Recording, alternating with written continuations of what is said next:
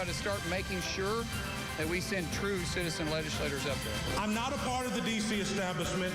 In fact, I'm their worst nightmare. If Washington, D.C. would operate more like Oklahoma, we'd be in a lot better shape. There is no way in the world that you can drain the swamp when you break your own pledges. Campaign 2022, Oklahoma votes. The Republican primary Senate debate. Good evening, Oklahoma. I'm Lori Fullbright. And I'm Karl Torp. 3 weeks from today, Oklahomans will head to the polls to cast their ballot for who they think should fill United States Senator Jim Inhofe's seat. Inhofe is retiring after 28 years in office. So tonight, the top 2 Republican candidates in that race are here for a 1-hour debate on all the issues that are important to Oklahomans and the country. Markwayne Mullin and T.W. Shannon, thank you both for joining us tonight.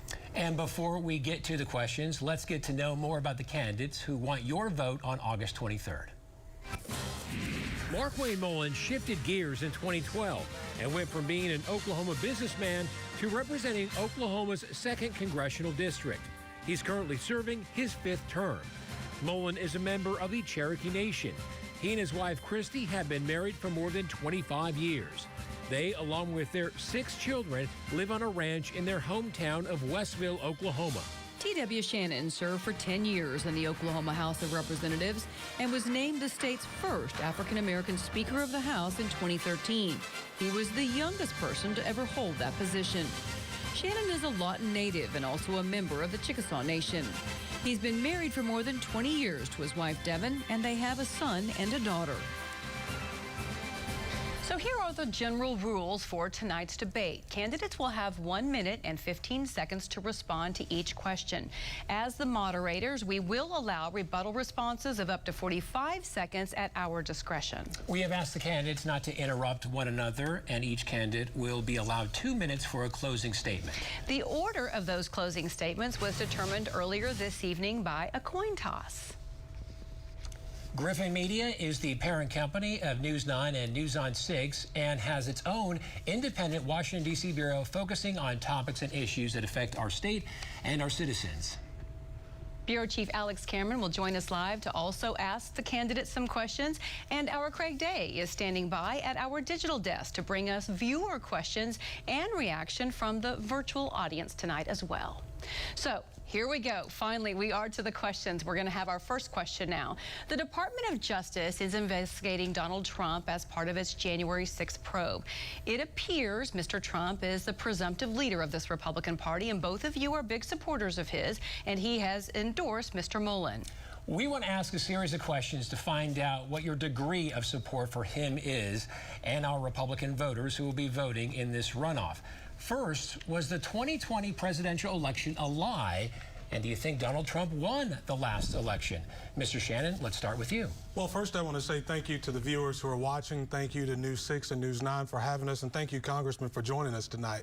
I will tell you, when we look at what happened on January 6th, and even going before that with the election of 2020, there's no question that the Democrats cheated. When you start using universal mail-in ballots, when you start moving the dates of when the election ballots are due, we know if you move the ballots in the middle of the election, you're cheating. That's exactly what happened. And just as if when the Russian collusion charges were charged, when Hillary failed to claim and concede the race, she actually made the precedence of saying that the election was stolen. So yes, the election actually was stolen. I believe that wholeheartedly. We should do a full investigation to ensure election integrity. That's why in the Oklahoma legislature, I was proud to lead the effort to require voter ID. We were proud when I was there to require it. I think we should do it on a national level. We should require every state a constitutional amendment to require voter ID because we have to ensure election integrity. Without it, we don't have a republic.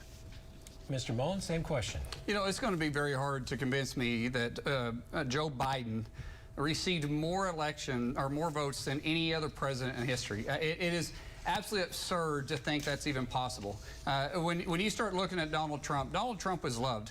If you travel across the country, people love him. They're excited about him. When he turns out, people turn out.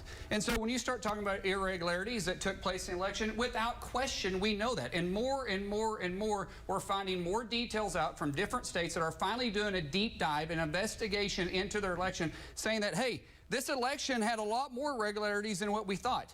What we have to do is make sure moving forward, that we have trust in our election system.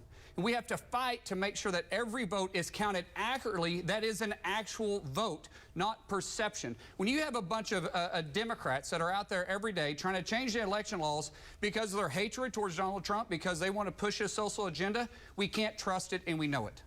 So you both, again, think he was cheated out of the election? Absolutely. Absolutely. All right, thank you. We're going to move on to now question 2.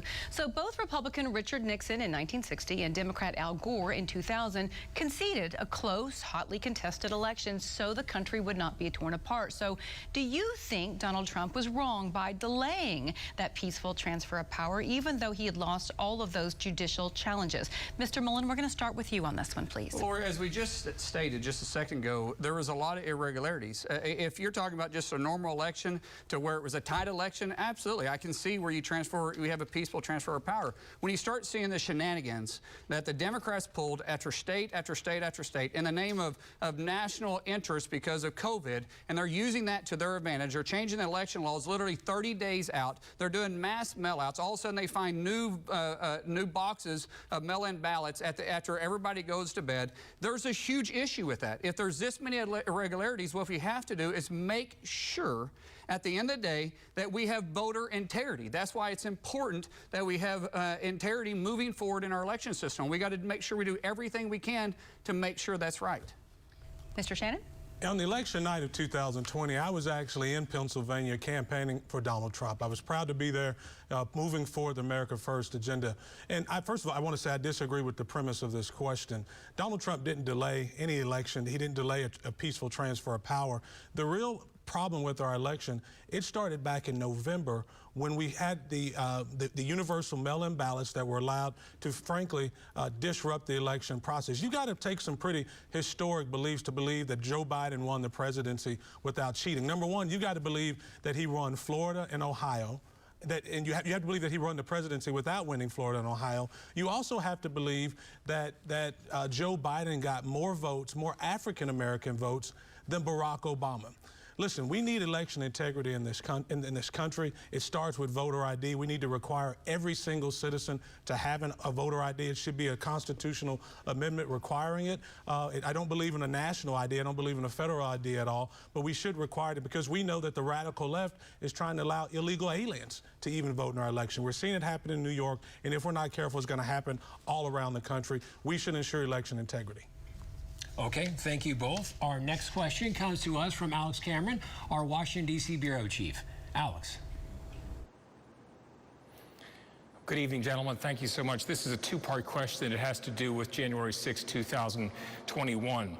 First, do you believe that the storming of the Capitol and violent assault on Capitol Police was justified? Why or why not? And second, do you think President Trump should have done more and acted sooner to stop the attack? We begin with T.W. Shannon. Yeah, this sounds like, again, this is the problem with the radical media. We are so obsessed with this idea on January 6th. My campaign, we've been traveling the state. We've toured 100 cities over the last few weeks. That's what we're working toward.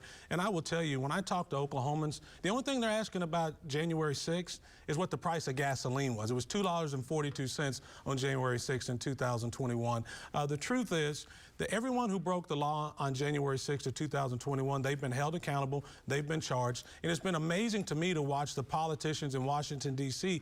completely move the needle about what the whole January 6th Commission was about. At first, it was supposed to be about finding if Donald Trump had broken a law or committed a crime, and then all of a sudden it looks as if it has totally acquitted him of that charge, and so now they've moved the goalpost to a point where the question has become, well, is there something else that's happened? Did he not act fast enough? The truth is, we have an open border in this country. Right now, 2.5 million illegals are poured into our country. The question should be, how long has it taken Joe Biden and the politicians in Washington, D.C. to address our open border? That's what Oklahomans care about. We're 10 minutes into this election, or into this debate, and we're only focusing on Donald Trump. It's frustrating to me because we're here in Oklahoma, we support President Trump. First and foremost, there's a reason why President Trump endorsed me in this race is because he knows I'm going to be fighting for him and America First agenda. What's wrong with putting America first? Why are we talking about January 6th? Unfortunately, I was there. Unfortunately, I was right there at the front door. It should never have taken place. It's frustrating to me that it took place because it took the narrative away from what was happening in the election and the election being stolen from President Trump to putting it into a debate on should President Trump do more, should he do less. The fact is the Capitol is in charge by Nancy Pelosi. The fact is that Nancy Pelosi had plenty of time to react. We know, because I said on HPSI, on the House Permanent Select of Intelligence, we know without a doubt that Pelosi had days advance notice that it was more than intimate that the Capitol was probably going to be attacked. And what happened? Nothing. No one's questioning her about what she did, what her reaction was. It's all focused on Donald Trump because of the fake news that's constantly being reported about him. Okay, this is the final Donald Trump-related question, if that helps at all. So after January 6th, both Mitch McConnell and Kevin McCarthy condemned the president for not trying to stop it. So here are the questions for this last question in this section. Were they wrong in doing so? What's your opinion of Mike Pence? And do you think he abandoned the president in that moment? Mr. Mullen, let's start with you. Mike Pence is a good guy. I've had the privilege to travel with him. He's got a sweet spirit about him. He loves the Lord. His wife loves the Lord. And he was in a very tough spot. When you start looking at Kevin and Mitch McConnell, I've never talked to Mitch, so I have no idea what he was thinking. Kevin is someone that I call a friend. He was referring to the bigger picture. You know, people have a really good ability to take just one sentence that you said out of a whole paragraph to what you're reading and say this is what they're pointing to. He said that almost the same thing that I said. We all own somewhat of responsibility which took place January 6th. That means the media and the narrative they constantly drove for 4 years against President Trump. That means politicians like Maxine Waters and Adam Schiff, who goes out there day after day and tells the most horrific lies about President Trump. It's about other politicians going out there trying to get a headline because if it bleeds, it leads. But they only want to focus on one person, and that's Donald Trump. Why? Because they know he was putting America first, and he was fighting the career politicians over and over again. That's why President Trump endorsed me, because he knows we both come up from a perspective of business, not politics. Mr. Shannon. Yeah, I want to go back to something that was asked in the first part of the question regarding Kevin McCarthy and Mitch McConnell. Let's be clear. They are both swamp creatures. They are creatures of the swamp, and every single time an issue in this country comes forward that will actually advance the American people, we see time and time again the Republicans in Washington, D.C. siding with the Democrats. This is the problem with the swamp. The swamp always takes care of the swamp. And the challenge we have right now is we need someone who's going to go to Washington, D.C., who's going to actually push back, not just against the liberal Democrats, it starts there, but also against our own party. And let's make no doubt about it. Kevin McCarthy and Mitch McConnell, they are swamp creatures. And so the very fact that they turned on President Trump, they didn't just turn on President Trump, because again, the America First agenda, it's not just about Donald Trump. It is about the American people. We are hungry for people who are going to put America first. That's what we have to have. And let's be honest, the reason we're in the mess that we're in America right now is not just the Democrats, it's the Washington, D.C. Mafia, the party bosses in both parties who don't have the American people's interest at heart. They have Washington, D.C. at heart. Washington, D.C. takes care of Washington, and that's the reality that we're dealing with right now. Thank you both. So our next question is a recent News on 6, News 9 poll says inflation, jobs, and the economy are by far the most important issues on the minds of our voters. So with fears a recession is on the horizon, if you are elected, name one bill you would introduce or support as U.S. Senator to address either inflation or the economy. Mr. Shannon, let's start with you. Yeah, I can't name just one bill that I'd introduce, because there are three parts to this question, frankly, that we've got to address. Number one, we need to make the Trump tax cuts permanent in this country. We need to give business people and families in America some decisions about how they're going to keep more of their money, not find a way for Washington to take more. The second part is we need to unleash American drilling. Not only was America energy independent, but we were energy dominant under President Trump. And third and most importantly, we've got to do our part to secure the border. That is a big issue for our country right now. And actually, we see right now where we have illegals coming in. Nearly 2.5 million people crossed our border illegally, and that is certainly a drain on our economy. That's a drain on our system, and we need to secure our border. But also, we need to introduce a balanced budget amendment in Washington, D.C. The politicians in Washington, D.C. have continued to let the debt get out of control. 10 years ago, we were $16 trillion in debt. Today, we're $30 trillion in debt. And make no doubt about it, that is because of the politicians in Washington, D.C. We need a balanced budget. We need to make the Trump tax cuts permanent. And we also need to do our part to encourage drilling here in America. Mr. Mullen.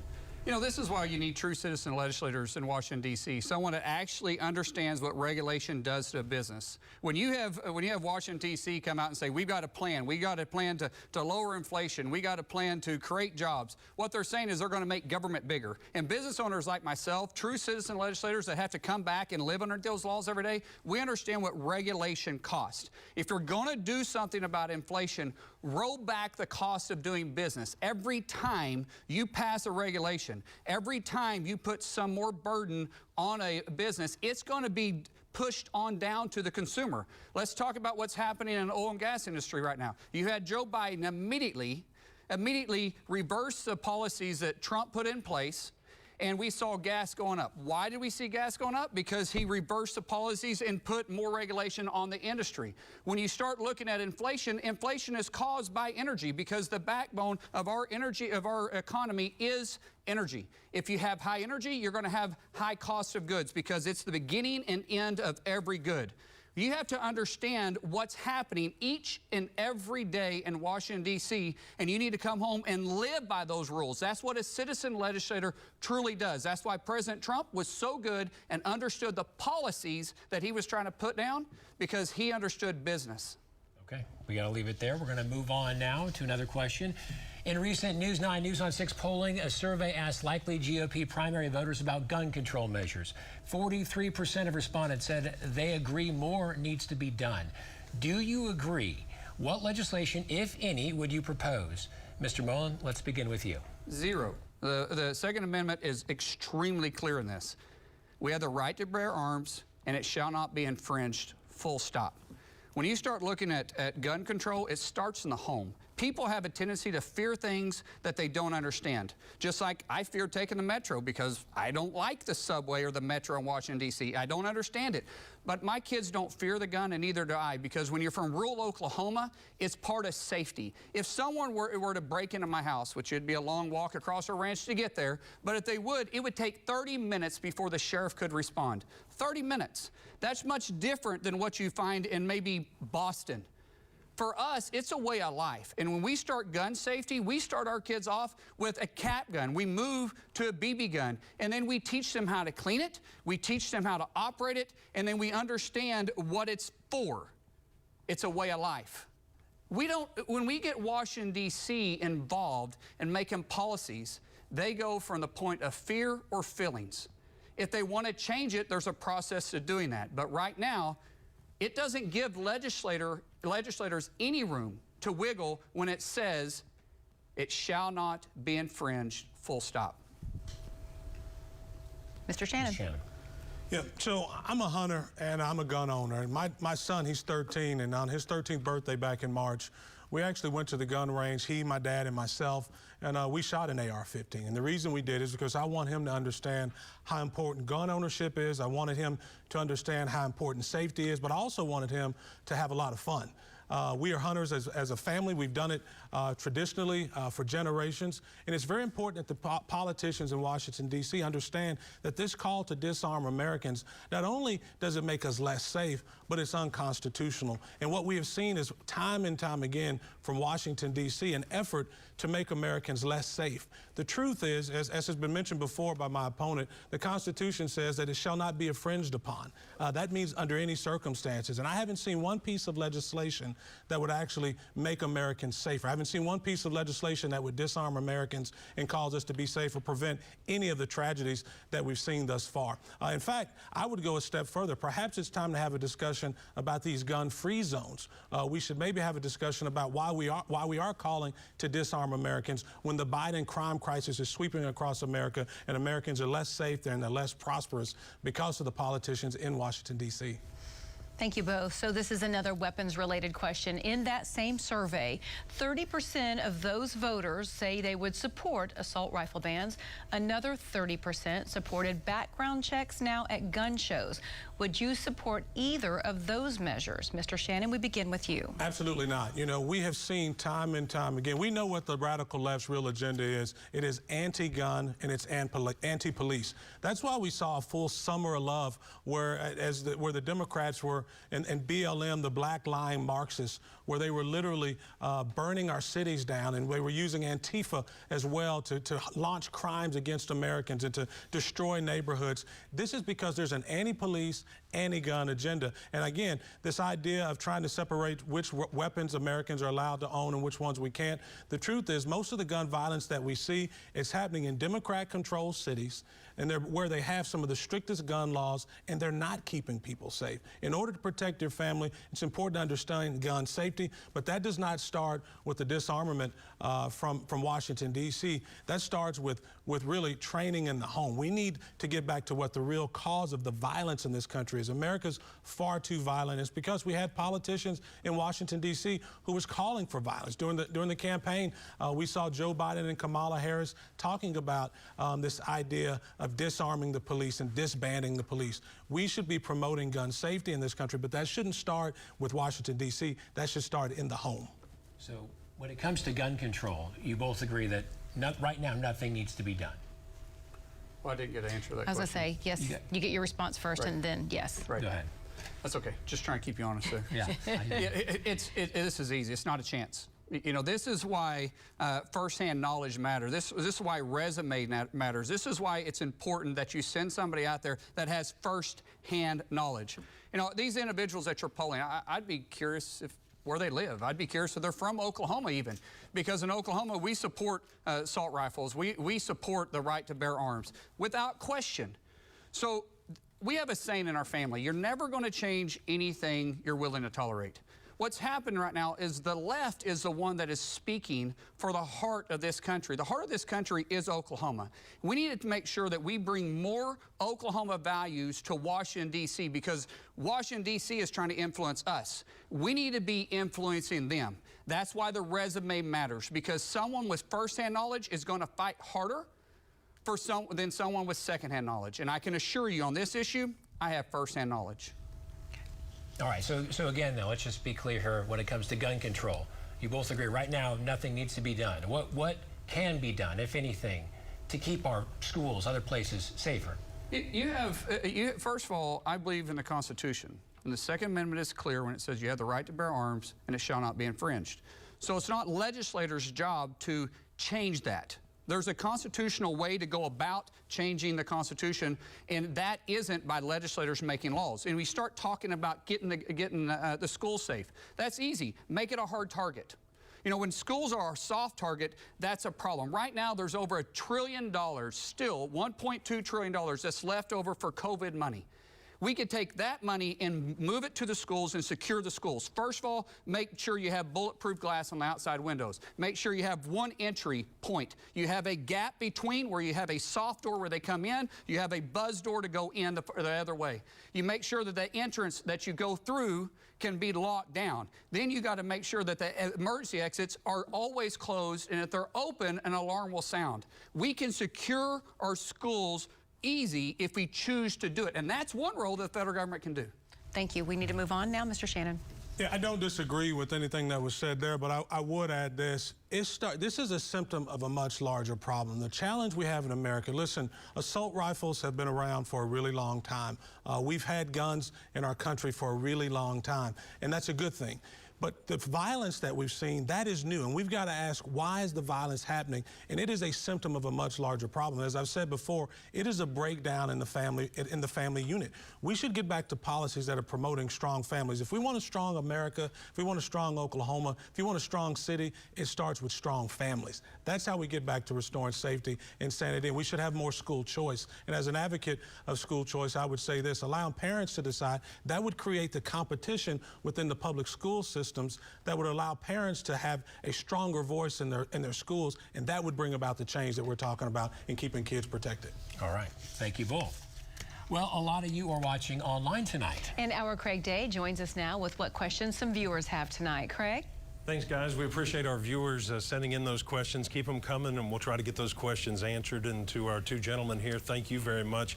We'll get right to one of the themes here tonight, and it's about divisiveness. I think many would agree that our country is very divided right now. Is there something that you would specifically do to improve the divisiveness in the United States? And are you willing to work with Democrats? And if so, on what issues are you willing to work with them to accomplish? And we'll start with Mr. Mullen. You know, just to the side of me, you can see the flag here. That's our starting point. If you can tell me that you love the country as much as I do, that's a starting point. I don't care if you're a Republican or you're a Democrat, but if you're wanting to change the foundation of this country, like a lot of career politicians on the Democrat side is wanting to do, they're wanting to change the foundation. They literally wear a button on their lapel that says Socialist Democrat Party. I'm sorry, there's no room to work there. But as far as reaching across the aisle and saying, hey, what can we do best for this country? Guys, I do that every day. We have a bipartisan workout that I lead when I'm in Washington, D.C. One, if you talk politics, you get to do burpees. But two, at the same time, we're trying to build some type of bond to say, can we put some of the differences aside and say, it's best that we talk so we can make sure our kids, which I have 6 of them, I'm kind of invested here, that we can have some type of future for our kids. It's possible, but the parties are so far apart that it's no longer just your mom and your dad's Republican or Democrat party. It's a party that the Democrats represent that's saying, hey, we want to go towards socialism, and the Republican Party is saying, no, we want to go towards more freedom. Mr. Shannon?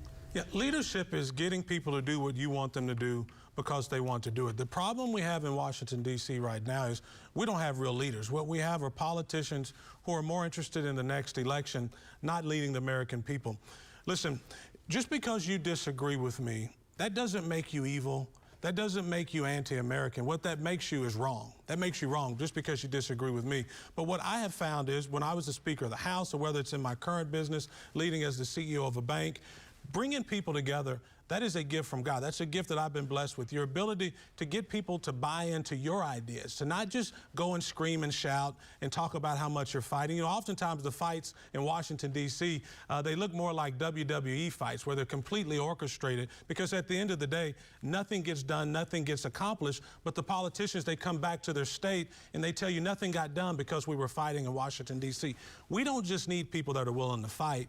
We need people who are able to bring people together and to lead this country, because that's what's lacking right now, is a sense of leadership. And it all starts with what made this country great. It's capitalism, it's the Constitution, and it's Christianity. That's how we get leadership back to this country. And I would love for people to buy into that. It doesn't matter whether you're Republican or Democrat. All right, thank you both. So right now we're going to ask each candidate an individual question, and we're going to begin with Mr. Mullen. So when you ran for office in 2012, you made 2 separate term limits pledges. First, promising to leave Congress after 3 terms, and then to co-sponsor the U.S. term limits amendment to limit the number of years anybody can serve in the House or the Senate. So since then, you've run for 4th and 5th terms. So what do you want to say to the voters about that? Well, I do agree in term limits, but they need to apply to everybody. The problem is when you just term limit the good guys, you leave Nancy Pelosi and you leave Chuck Schumer in place. That puts us at a disadvantage. And I have a lot more fight. You know, I was always taught you go into the fight. You walk into pressure. I didn't know what I didn't know. I'd never been involved in politics. My first political event I ever went to was the one that I stood up and said, I'm running for office. And when you get up there, you start realizing, holy cow, you can't do anything by yourself. You can have these great ideas, but unless you have relationships, unless you're able to get 218 people to agree with you, you can't move. And so when our time was coming towards an end, I told my wife, I said, man, I still got more fight in me. As long as I can make a difference for Oklahoma, I want to be in that fight. I want to make sure Oklahoma values are represented every single day. We need to be trying to influence Washington, D.C. And when good guys leave, we allow Maxine Waters and Chuck Schumer and Nancy Pelosi and Joe Biden to influence us. They've been in office for 40 years. We can't have that. We need to make sure we have somebody in place fighting for Oklahoma every day. Okay, now over to Mr. Shannon. And in a campaign ad for United States Senate in 2014, you approved a message that said success comes from hard work, not handouts. And after you helped pass a work requirement for food stamp eligibility. You were quoted as saying, working takes care of a lot of problems. It's amazing what 8 hours of hard work will do, how many social problems it takes care of. The best social program in the world is hard work. Minimum wage in Oklahoma has not gone up since 2009 and is still $7.25 an hour. OK policy says 1/4 of Oklahoma jobs are low wage. So, Mr. Shannon, do you still stand behind those previous comments? And should Oklahomans even receive welfare? And will you push for social program reforms? I 100% stand behind my comments about the need to work. We have a work ethic problem in this country. We have too many people, and a lot of it's been caused, frankly, by the politicians in Washington, D.C., who have been, obsessed with getting people addicted to government. The problem with when you become addicted to government is you lose your human dignity. It robs people of their human dignity. That's why I fought so hard my entire career, both in the private sector and in the public sector, to get people off of government. We shouldn't define compassion by the number of people we get on welfare. We should define compassion by the number of people we get off of welfare. As it relates to minimum wage, listen, I'm an employer. I've been an employer for several decades now, and I will tell you, finding good people to work is a tough thing to do. The market should drive what minimum wage is. I disagree with the premise of the question. Minimum wage has increased. You go anywhere around this country right now, around this state, no one's making minimum wage anymore because there is a worker shortage right now in this country, right here in the United States of America. And so, no, we need to get the government out of deciding what minimum wage is. The market should drive the minimum wage. And when the market drives it, you will see an increase in pay, not a decrease. So now we want the candidates to ask each other a question. We're going to begin with Mr. Shannon. So what would you like to ask Mr. Mullen? That's a good question. We submitted the question already, I thought. We do, and I believe we have the question. So the question we're going to ask, but I remember, but I was going to stumble through it, man. the question is to Mr. Mullen from Mr. Shannon. Go ahead. So, Congressman, when you were first elected a decade ago, Barack Obama was president and the national debt was $16 trillion. Today, it is $30 trillion. So the question is, what legislation have you personally authored and signed into law to reduce spending, the deficit, or the national debt? You know, every year we pass a balanced budget. That's what we come up with. It's supposed to be a balanced budget. But the gimmicks are, you have politicians that's doing that, and they say a balanced budget that'll balance in 10 years, a balanced budget that's going to balance in 10 more years. And you never balance it because you don't have real business people up there. None of them have ever signed the front and the back of a paycheck. And when you start looking at trying to get legislation passed, you have career politicians that are saying, hold on, that's going to affect my pet project in my district. That's going to affect what I do here. When you have something to come home to because you've actually created jobs for over 25 years, you've been creating jobs your whole entire life, that's what you do, you understand what it's like a balanced budget. You understand what it's like to struggle each day saying, can I make payroll? Can I make this gas payment? Can I make my supply bills? And when you have individuals that have never been there, they don't understand it. And so when we have proposed legislation, it's never went anywhere. Because you have individuals that are sitting up there every single day trying to figure out how they can say they championed for their district instead of doing what's best for this country. And that's why you keep seeing the national debt rise over and over and over again. Okay, Mr. Mullen, your question for T.W. Shannon. During the Second World War, nearly 300,000 American troops lost their lives at the hands of a foreign aggressor in Eastern Europe. T.W., what similarities do you see between the 1940s and the current Russia-Ukraine war? What steps would you do to prevent the same loss? Yeah, this question sounds a little bit like with all due respect, Congressman, it sounds like a way to justify the $40 billion that was sent to Ukraine to secure their border and to arm their citizens while America's border remains open and there's a national debate about disarming Americans. The truth is, I don't see very many similarities at all, because at the time, America was leading from strength. Right now, America is not leading from a place of strength. That's the challenge that we have, and unfortunately, the politicians in Washington, D.C. have been way too comfortable with just writing a check to bankroll Ukraine. Listen, I certainly believe that America has to lead, and I think that Russia should be contained, and I certainly think there should be efforts, uniting our allies to do that. But the problem is just sending $40 billion. Oh, by the way, it's now up to $53 billion.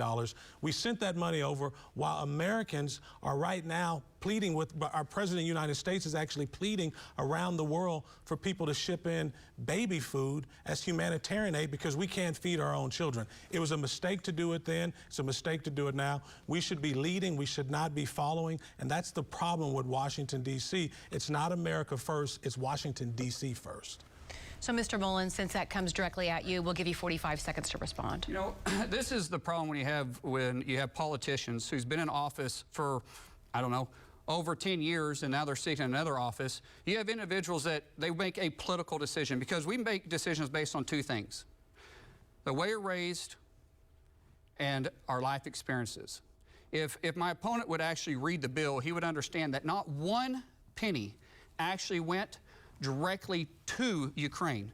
In fact, what it did is it replenished the munitions that we had spent, because we had been in 20 years of war on terror, and a lot of our weapons was out of date. We sent them to our partners in Europe, and they sent their weapons to Ukraine. What we did is we spent money right here in Oklahoma with our munition plant in McAllister, replenishing and updating our weapon system. So not $1 of that $40 billion was actually sent directly to Ukraine. But like I said, if you read the bill, you'd understand it. A rebuttal, 45 seconds, yes. Congressman, that is absolutely swamp talk. The idea that we yes, I have read the bill, and the truth is a big portion of that bill is going to directly to Ukraine. In fact, we don't know where about 16 trillion of it is going at all. The fact that we would have a bill that we call funding Ukraine, the congressmen as well as the rest of the politicians in Washington, D.C. would rally the American people to spend $40 billion, and then for you to stand on the stage tonight and say, oh no, it's not going to Ukraine. Yeah, it is going to Ukraine, and ultimately, if we're not careful, if we're not successful in Ukraine with what we're doing, it's actually going to go to Vladimir Putin. That's the bigger challenge that I think we should be prepared for. Again, this is Washington, D.C. double speak. Yeah, we spent $40 billion to send to Ukraine to secure their border while our border's open, and the truth is we're trying to disarm Americans while we're arming the Ukrainians. Well, let's break that down. One more rebuttal. Let's break down what the $40 billion did. One, it spent over $20 million replacing the ammunition. Two, it spent nearly $10 billion to supply baby formula in America. It's not an America First bill. That's the truth, Congressman. Back paying our military who went from being deployed to Europe to being active, and there was a shortage in wages that we had to pay for it. The rest of it went to the State Department because we had to increase the IC world, the intelligence community, because the gathering that had to take place because of Russians' aggressions. Once again, there is zero chance you read the bill because you would understand all that was in there. That is absolutely swamp talk. What I know is it didn't go to Oklahoma and it didn't go to the United States of America. Excuse us for interrupting. It didn't go to secure our border. We're going to end it there. We asked you at the beginning to not interrupt each other, so just we please want everybody to hear your answers individually. We're going to move on at this point to our next question. We're going to go back out to our nation's capital. Another question with Alex Cameron from our Washington, D.C. Bureau. Alex. Thank you. In the lead up to the Supreme Court decision recently that overturned Roe versus Wade, Republicans argued the 1973 court had erred, that abortion should be decided at the state level. Generally, Republicans believe states are better able to make decisions on things that impact people who live there than Washington is. But now that Roe has been actually overturned, there's talk of a national ban on abortion. In other words, letting Washington, not states, decide what to do about abortion. Would you vote for a federal ban on abortion? And please explain your position. We begin with Markwayne Mullin. You know, absolutely I would. Someone's going to love that baby. You know, with a father of of 3 adopted children, I can tell you there is no difference between those that we chose to bring in the family and those that came natural. We love them. We love all 6 of them equally. And my fight is to make sure we protect every single baby out there. I commend our Oklahoma state legislators for having such a strong law. And I'm excited that we're going to actually end killing babies in Oklahoma. But babies in California and babies in Massachusetts are just as important. And so until we fight to save every single life, and we make sure that we cherish the next world changers, the next entrepreneurs, the next game changers of this world, then my fight's not over. We can celebrate for a little bit, but give someone an opportunity to love that child just like somebody loved you. Mr. Shannon? Yeah, I think the question was, would you support a federal ban on it? I will say, first of all, I think the court got it right on overturning Roe v. Wade. The conservative Donald Trump appointed court made the right decision in returning it to the states. The challenge is we still have babies that are going to lose their life. I don't make a distinction between babies that are born and unborn. To me, they're all God's children, and they deserve our protection. That's the reason governments were protected. I don't know that a federal ban would be possible without a constitutional amendment, and I would support a constitutional amendment to protect life. Listen, it's the most important thing we do. It's why when I was Speaker of the House, I passed the first in the country tax credit, $5,000 for foster care parents to ensure that we're doing our part, because I believe not only does life start at conception, but civil rights start in the womb, and we should do everything we can to protect life, and we should make a distinction between children that are born and that are born or unborn. They are all God's children.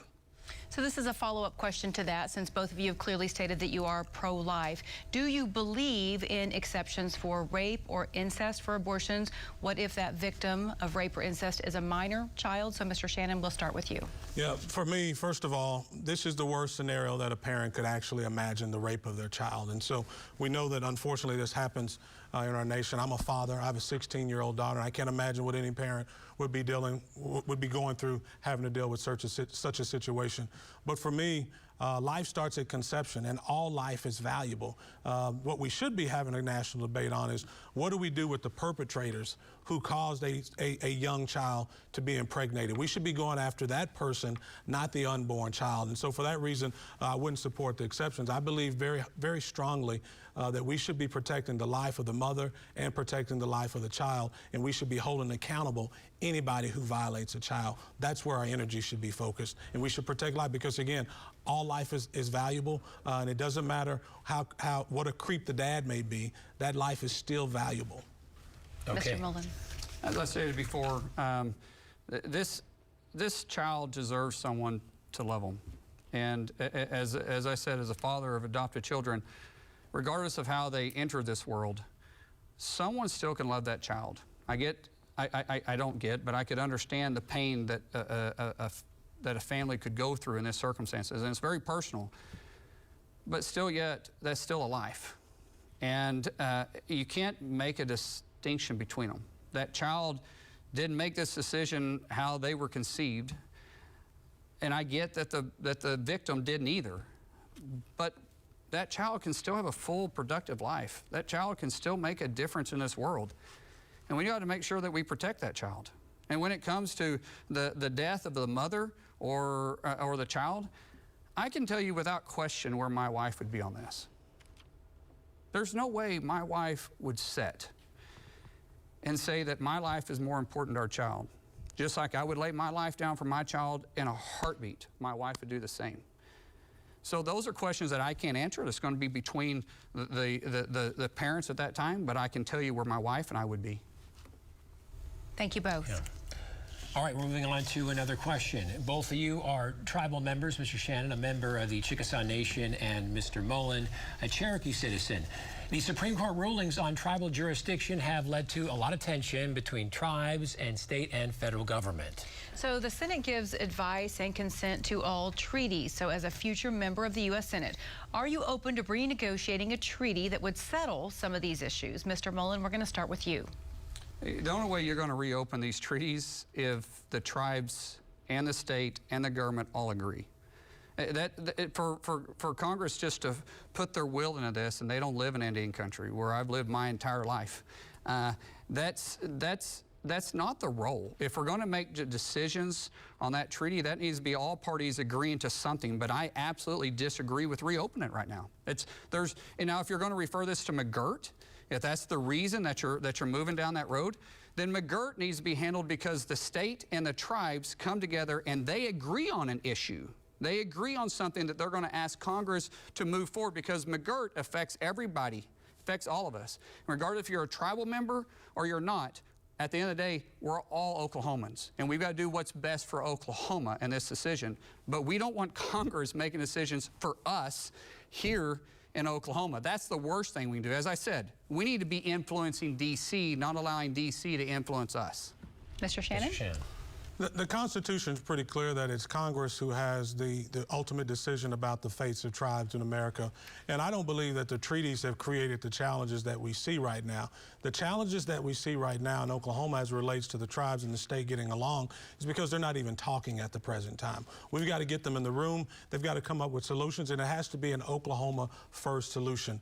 We've seen this happen time and time again, whether we're talking about compacts for gaming, or we're talking about compacts for hunting and fishing, or compacts for gasoline. Oklahoma has been a model for the rest of the union about how tribes and states can work together, and there's no reason that we can't do that again. We have been a model for that, and we can lead that effort again. It doesn't require a treaty reconsideration. The treaties aren't the problem at all. Tribes have been of a benefit to the state, but any challenges that we have, they have to be an Oklahoma first solution, and that starts with the tribes and the state working together. And if it requires a codification by Congress, as the senator, I'd be happy to carry that legislation, but it has to be an Oklahoma first solution first.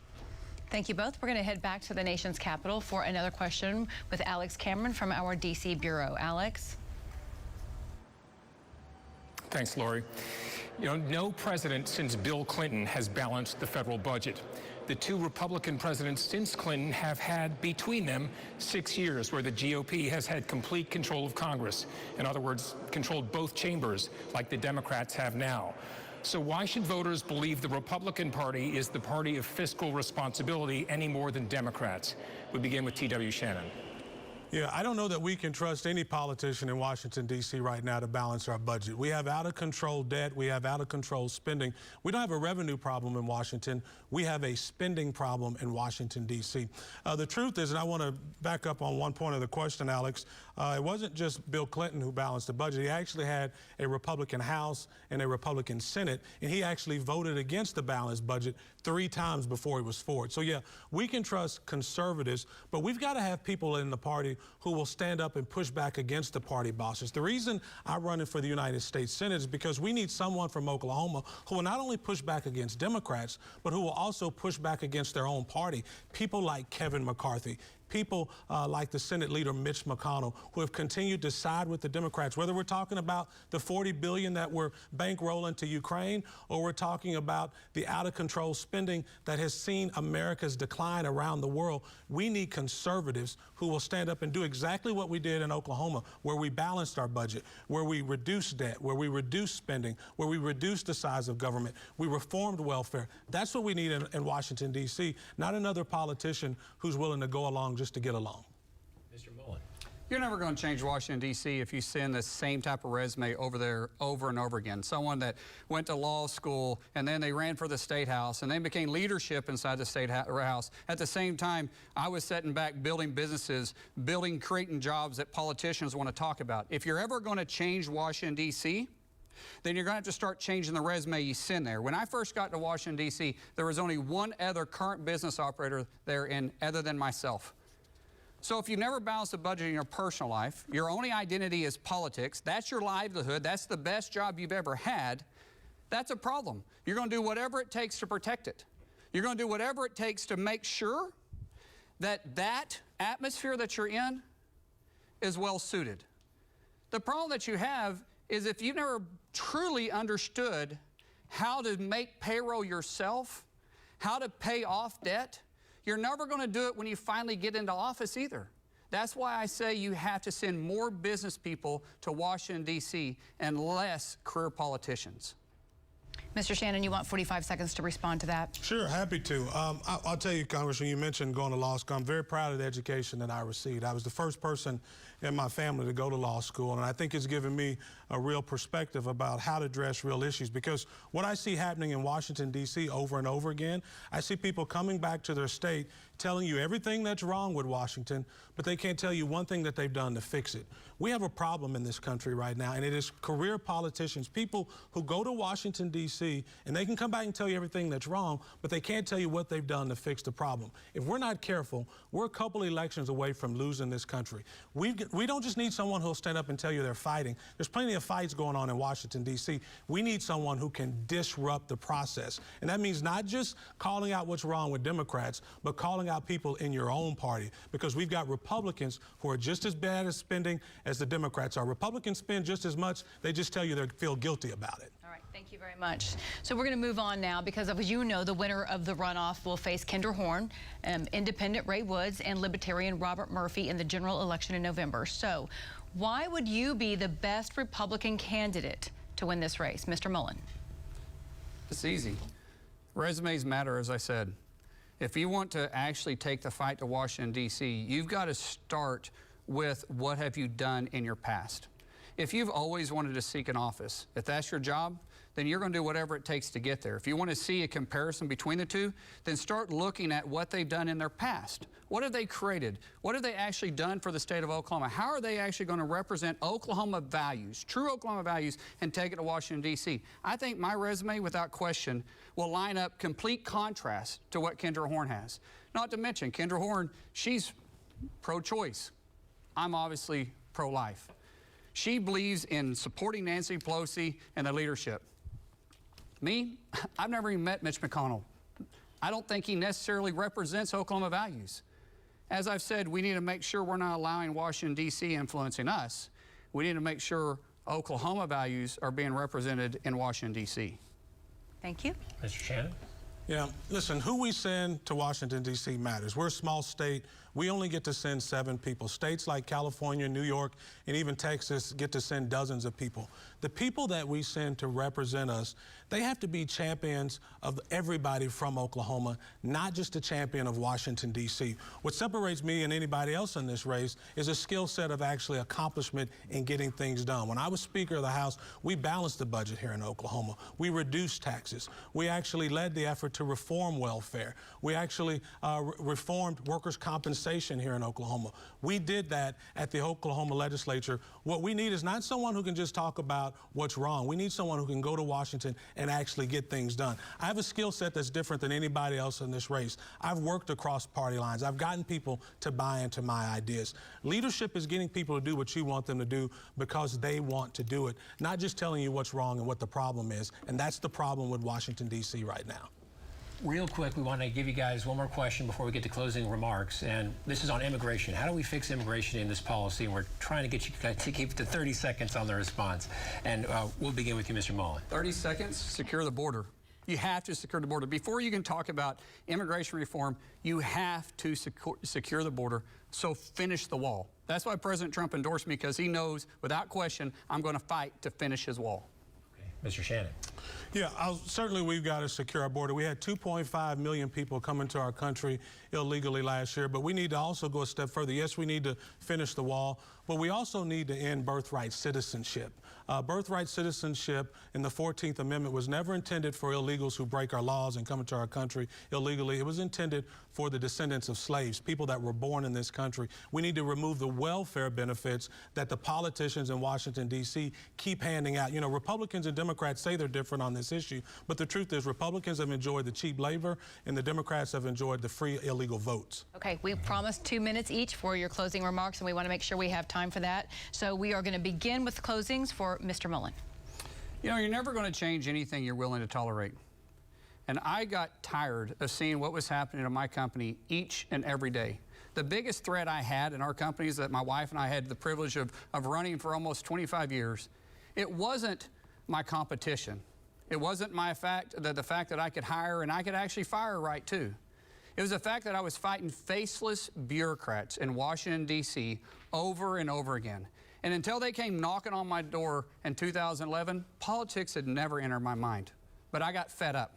That's why I showed up at my first ever campaign event, and I said, I'm running for office. At the time, I didn't know how to tie a tie. But I knew I wasn't willing to set back. And right now, we have the biggest threat facing our country that we've had. We truly have a movement to move us to a socialist country. The Democrats have laid their cards on the table. They're trying to take over our economy. They're trying to take over our health care, and they're trying to take over our education. As I've stated before, no one is going to fight harder than someone with firsthand knowledge. I have 6 kids in the public school system. I have hundreds of employees across the state of Oklahoma. I fight this problem every single day. And this isn't a time for any of us to be silent. It's time for us to get up and fight harder than we ever have, because my kids and your kids depend on it. I ask for your vote August 23rd. And Mr. Shannon, 2 minutes to you. This state and this country have been very, very good to me. By the time I was 40 years old, I'm 44 today, I was able to finish law school and college. I was able to work for 2 members of Congress. I had a chance to serve in the Oklahoma legislature when I was 27, and by the time I was 33, I was elected by my colleagues to be Speaker, and today I get to be the CEO of a bank. That story only happens in the United States of America. It cannot and does not happen anywhere else. But we have to perpetuate that story. And because of the narrative coming out of Washington, D.C. by both the Republicans and Democrats, it would appear that you have to be, in order to be successful in America, you have to come from a specific zip code or a specific background. That's a lie. America's not the home of systemic racism. It is the home of systemic opportunity. But we have to keep it that way. If we're going to make America great again, it starts with 3 things. It's the Constitution, it's capitalism, and it's Christianity. That's how we make America great again. Listen, things are bad right now, but they can get better with the right leadership in Washington, D.C. And while there's so much darkness out there, we can also see some light. Even in the failed Afghanistan pullout, we saw people literally clinging on to the wings of airplanes to try to get to America. We saw a mother handing her newborn child to a guy she had never met before who had an M16 on his hip, and the only thing she knew about him was that he had the old red, white, and blue on his shoulder. And that was enough for her to know if her kid could just get to this place that we call home and the rest of the world calls America, that child could have the most amazing life any child's ever had. The only way we're going to keep it that way is if we have politicians from Washington, D.C. who come home and do exactly what they say they're going to do and allow working Americans to go serve. Our founding fathers never intended for people to be career politicians. They intended for it to be a working legislature, a citizen legislature. I'm running for the United States Senate because I have a skill set that I think can make a difference. Better than anybody else in this race, I have a record of actually pulling people together and getting things done, not for myself, not for my own ego, but for the people of Oklahoma. And that's exactly what I want to do for you in the United States Senate. I ask for your vote. My website is TW for Senate, and I'd love to have your vote August 23rd. All right. Thank you, Mr. Shannon, Mr. Mullen. Thank you both for scheduling time to be here for this live debate. And thank you at home as well for your questions and your support tonight and being interested in this election. Yes, the primary runoff date, August 23rd, so get out there and vote. And of course, the winner of this race faces Democratic, Independent, and Libertarian candidates. That election, the general election, is November 8th. Of course, we'll see you back here tonight for the news at 10 o'clock. Thanks again for joining us. Good night, everybody. Good night.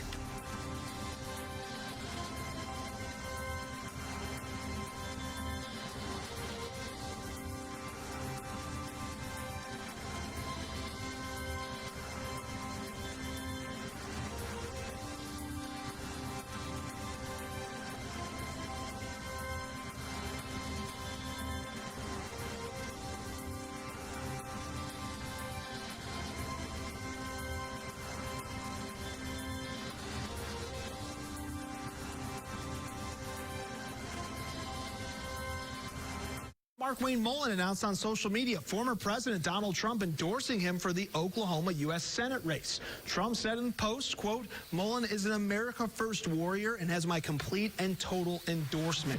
President Trump endorsed Markwayne because he knows he'll fight for American energy. He'll fight to secure the border, and he'll always fight against the radical left. Markwayne Mullin, you don't want to fight with him. I'm Markwayne Mullin, candidate for Senate, and I approve this message.